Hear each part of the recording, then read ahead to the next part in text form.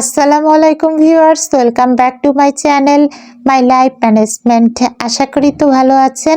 আমরা এখনও কম্বোডিয়ার হিস্টোরিক্যাল প্লেসগুলো ভিজিট করেই চলেছি একের পর এক। এই যে বাফন টেম্পল গত ব্লগে আপনাদেরকে দেখিয়েছি, এই বাফন টেম্পল ভিজিট করা শেষ করে আমরা এখন আরেকটা টেম্পলের উদ্দেশ্যে হেঁটে যাচ্ছি। এই তো বলবো আপনাদেরকে, আগে চলুন তো।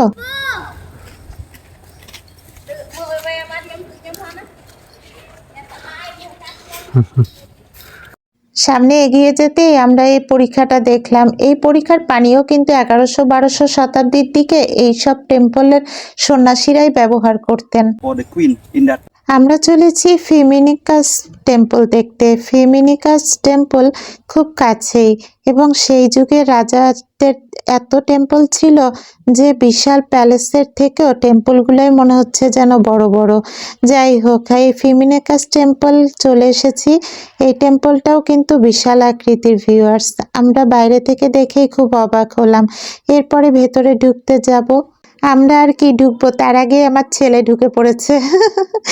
এখানেও বিশাল চত্বর, আর এই চত্বরটা পার হয়েই আমরা টেম্পলে এগিয়ে যাচ্ছি। ফেমিনিকাস টেম্পল দেখার পরে এই বিশাল চত্বর পার হতে হলো আমাদেরকে। আর এই চত্বরটাকে বলা হয় এলিফ্যান্ট টেরাস প্ল্যাটফর্ম। এলিফ্যান্ট টেরাসটা আসলে কিং আর কুইন মানে রাজা রানীদেরই টেরাস মানে চত্বর। এইখানে নানা ধরনের ফেস আঁকা রয়েছে, আর এখানে এই এলিফ্যান্ট টেরাসের একটা সাইনবোর্ডও দেওয়া আছে। যাই হোক, আমরা ঘুরে টুরে দেখলাম, সেই সাথে কিছু ভিউ নিলাম, অনেক ভালো লাগলো। আসলে আর কত যে হিস্টোরিক্যাল প্লেস আছে কম্বোডিয়াতে, আমরা মনে হয় ঘুরে আজকে শেষ করতে পারবো কিনা। যাই হোক, চলুন আরো সামনে এগোনো যাক তাহলে।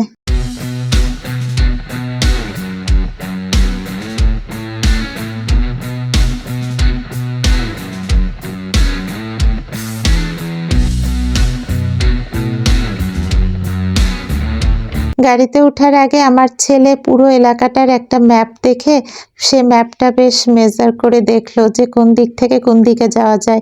এরপরে আমরা চলে আসলাম পিরা প্যালিলে। এটা অ্যাঙ্কর থম থেকেও বেশ পুরনো।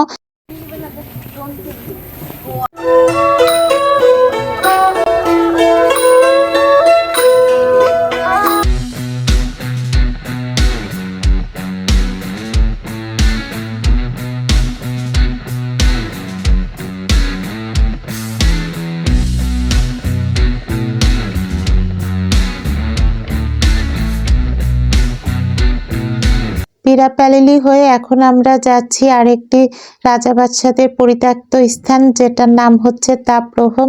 এই স্থানটিও বেশ পুরনো, সে 1100-1200 শতাব্দীর দিকে হবে, এবং এই স্থানে আসলে ধ্বংসস্তূপটা অনেকটা গ্রেভইয়ার্ডের মতো লাগলো আমার কাছে।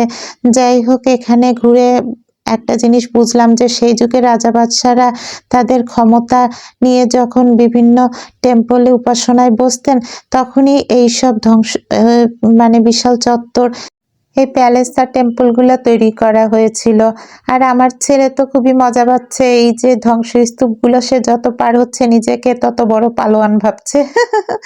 আমি এখন এই টেম্পলের ভেতরের দিকে ঢুকলাম। একের পর এক কক্ষ, ওহ কত যুগ পুরনো সেই কক্ষগুলো দেখেই খুব ভয় লাগছে। ভয় লাগার একটা বড় কারণ হচ্ছে এই টেম্পলটা আমার কাছে মনে হচ্ছে অনেকটা গ্রেভইয়ার্ড, যেটা আপনাদেরকে আগেই বলেছি। আর এখানে পুরনো মানে বহু যুগ পুরনো জঙ্গলের মধ্যে এই টেম্পলটা, টেম্পল কাম প্যালেস।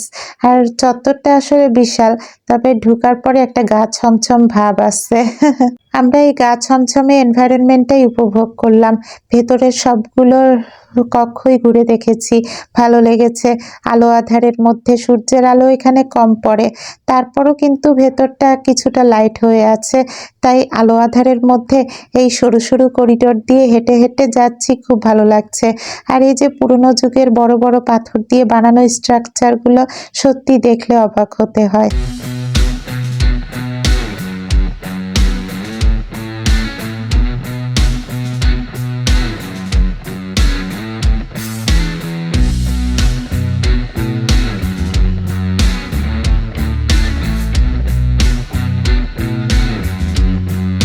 দেখতে দেখতে আমরা সামনে এগিয়ে যেতে একটা কক্ষে আসলাম, মানে বাইরের দিকের একটা কক্ষ। এখানে আসার পরে আমাদের গাইড আমাদেরকে জানালো যে এই কক্ষের মধ্যে শব্দ করলে সেই শব্দটা দেয়ালের গা ঘেঁষে পাশের কক্ষে গিয়ে পৌঁছাতো। মানে এই কক্ষের শব্দটা কোনো তার বা কোনো মাধ্যম ছাড়াই অন্য কক্ষে চলে যেত, অনেকটা এই যুগের টেলিফোনের মতো আর কি। বাইরে বেরোতেই দেখলাম, ওরে বাবা কি বিশাল বটগাছ, মনে হচ্ছে এই বটগাছটাই এই টেম্পলটাকে মানে প্যালেসটাকে ধরে রেখেছে। জানি না বাবা কি ধরে রেখেছে, এত পুরনো যুগের সব কিছু এখনো অক্ষত আছে, এটাই বড় ব্যাপার। আর চারিদিক দিয়ে মানে প্যালেসের চারিদিক দিয়ে সব শ্যাওলা পড়া, তারপরও প্যালেসটা এত সুন্দরভাবে সংরক্ষণ করে রাখা হয়েছে যে সেই পুরনো যুগের সব স্মৃতিগুলোই যেন মনে হচ্ছে মানুষের মনের মধ্যে জেগে উঠবে।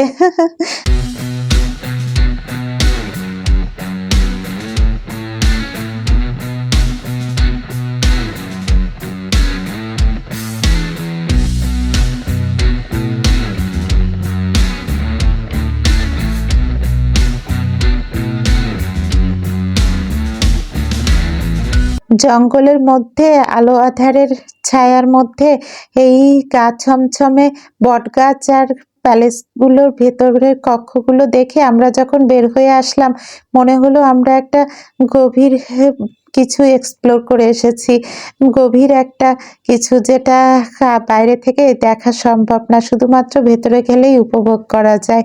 এখন বাইরের চত্বরে চলে এসেছি আমরা। এরপরে আমরা এখন লাঞ্চে যাব, আমাদের লাঞ্চের সময় হয়ে গেছে। লাঞ্চ করার পরে আমরা আর একটা ফেমাস জায়গাতে যাব, আর সেটাও আপনাদের সাথে শেয়ার করব। ভিউয়ার্স, আমাদের সাথেই থাকুন।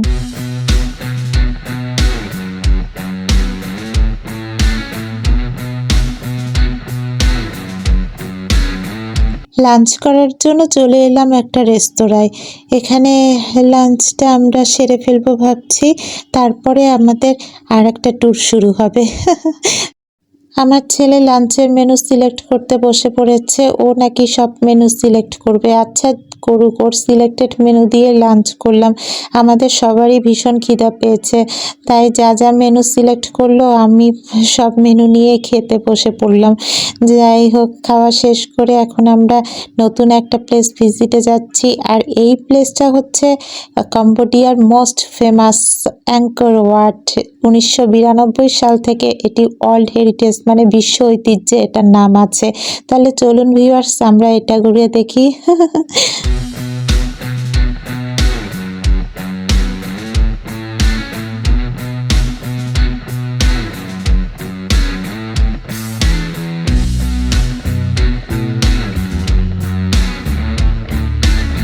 এই যে আমরা এখন টেম্পলে চলে এসেছি। এই টেম্পলে ঢুকতে গেলে মানে সেন্টার পয়েন্টে আসার আগে এর কিছু সিঁড়ি পার হয়ে আসতে হয়। আমরা সিঁড়িগুলো পার হয়ে ভেতরের কিছু কক্ষ পার হয়ে তারপর এই সেন্টার পয়েন্টে আসলাম। মেন যে সেন্টার পয়েন্টটা এই টেম্পলের, এটা হচ্ছে একদম ভেতরে। আর এইখানে যাওয়ার সময় আবার আরও কিছু সিঁড়ি পেরিয়ে তারপর উপরে উঠতে হবে। আমি অবশ্য উঠতে উঠতে হাঁপিয়ে পড়েছিলাম, তাই একদম ভেতরে যেতে পারি নাই। তাই যতটুকু সম্ভব আমি গিয়েছি, কিন্তু ওরা বাবা ছেলে মিলে পুরো টেম্পলের ভেতরে সেন্টার পয়েন্টে যত কক্ষ আছে সব ঘুরে আসছে, আর আমার জন্য ভিডিও ক্লিপসও কালেক্ট করে নিয়ে আসছে।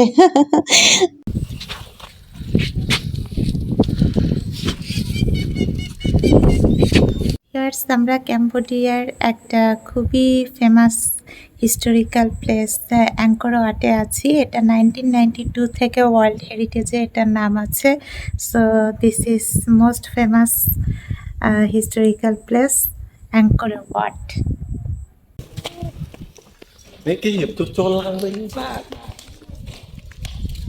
সিনান অ্যাঙ্কর ওয়াট কম্বোডিয়ার বিখ্যাত টেম্পলই শুধু নয়, এটি ওয়ার্ল্ড ফেমাস বা বিশ্ববিখ্যাত টেম্পলও বলা চলে, কারণ হলিউডের মুভি লারা ক্রফট টম্ব রেইডার 2001-এ যেটা রিলিজ পেয়েছিল সেটি এখানেই শ্যুট করা হয়েছিল। আর এই মুভির সেটিংটাও এই অ্যাঙ্কর ওয়াটেই সেট করা হয়েছিল। আর এই মুভিতে অভিনয় করেছিল ফেমাস অ্যাক্ট্রেস অ্যাঞ্জেলিনা জলি। আর এই হলিউডের মুভির সিনগুলোর কারণে অ্যাঙ্কর ওয়াট সত্যি বিখ্যাত হয়ে আছে। তাই বিশ্ব ঐতিহ্য মানে ওয়ার্ল্ড হেরিটেজে নাম থাকার সাথে সাথে অ্যাঙ্কর ওয়াট হলিউডের মুভিগুলোতেও একটা নাম করে নিয়েছে। তাই অ্যাঙ্কর ওয়াট বলা চলে সব দিক দিয়েই পৃথিবী বিখ্যাত। আর এই বিষয় আমাদেরও মন কেড়েছে সত্যি সত্যি।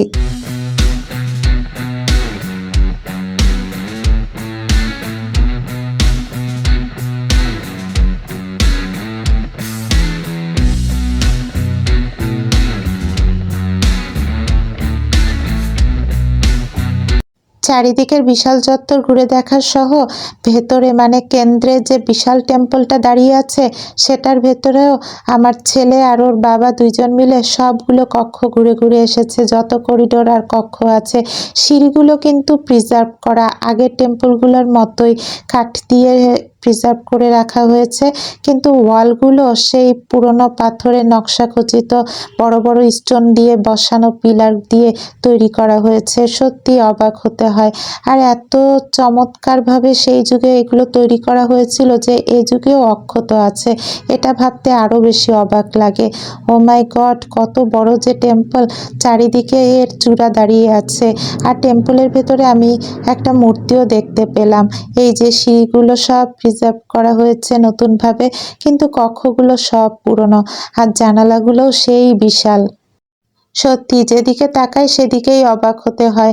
অবাক হওয়ার মতোই চারিদিকের পরিবেশ। আর এই অ্যাঙ্কর ওয়াট টেম্পলটা বিশ্ববিখ্যাত হবে না কেন বলেন? এত বড় বিশাল আর এত সৌন্দর্যমণ্ডিত, এত নিখুঁত নকশা দিয়ে এত বড় বড় স্টোন বসিয়ে সেই পুরনো যুগের এই বিশাল স্ট্রাকচার তৈরি করা হয়েছে যে বিশ্ব ঐতিহ্যে নাম নেওয়ার মতোই এটা বিশ্ববিখ্যাত একটা টেম্পল।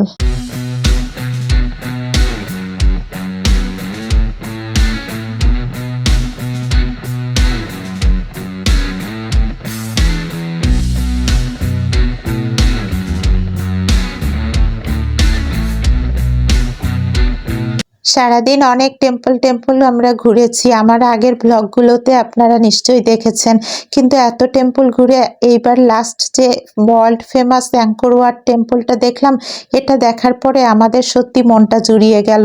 আর ভিউয়ার্স, আপনাদের কাছে কেমন লেগেছে আমাদের এই ফেমাস টেম্পল অ্যাঙ্কর ওয়াট ব্লগটা অবশ্যই আমাকে কিন্তু কমেন্ট করে জানাবেন। সেই সাথে ভিডিওটি ভালো লেগে থাকলে একটা ছোট্ট লাইক করে দিবেন।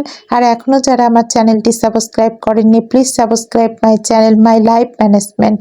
আবার দেখা হবে আপনাদের সাথে আমাদের ফ্যামিলি ট্যুরের নেক্সট ব্লগে।